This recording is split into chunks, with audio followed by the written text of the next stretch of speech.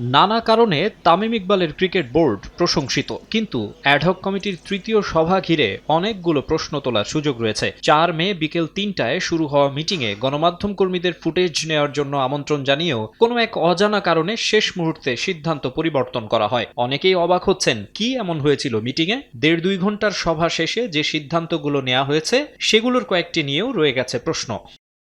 Ad hoc কমিটির সভার পর বিসিবি থেকে জানানো হয় মূলত ৪টি বিষয়ে হয়েছে আলোচনা। স্বাভাবিকভাবে নির্বাচন প্রসঙ্গই পেয়েছে অগ্রাধিকার। নির্বাচনের তারিখ চূড়ান্ত করতে না পারলেও এদিন ৩ সদস্য বিশিষ্ট নির্বাচন কমিশনের অনুমোদন দেয়া হয়েছে, যেখানে ২ জন থাকবেন বোর্ড মনোনীত আর ১ জন যুব ও ক্রীড়া মন্ত্রণালয় কিংবা জাতীয় ক্রীড়া পরিষদের প্রতিনিধি।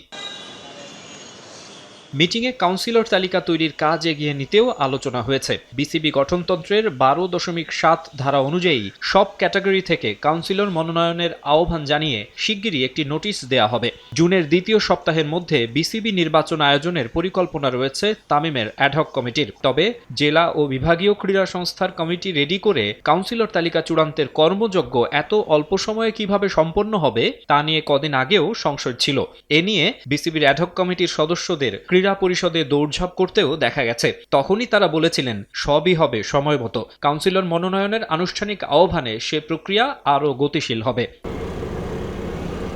তবে কোনো ধরনের ব্যাখ্যা ছাড়া আঞ্চলিক ক্রিকেট সংস্থার কমিটি বিলুপ্ত করার সিদ্ধান্ত ভবিষ্যতে বিতর্কের জায়গা রেখে দিয়েছে। চট্টগ্রাম, সিলেট ও বরিশাল রিজিওনাল ক্রিকেট অ্যাসোসিয়েশনের অ্যাডহক কমিটি বিলুপ্ত করেছে বিসিবি। নির্বাচন কেন্দ্রিক আলোচনার আড়ালে মাঠের খেলা গুঞ্জন থাকলেও টি-২০ বিশ্বকাপের আগে নারী দলের পারফরম্যান্স কিংবা অনূর্ধ্ব ১৯ দলের কোচের বিষয়ে কোনো আপডেট পাওয়া যায়নি। জাতীয় দল নিয়েও নেই কোনো কথা।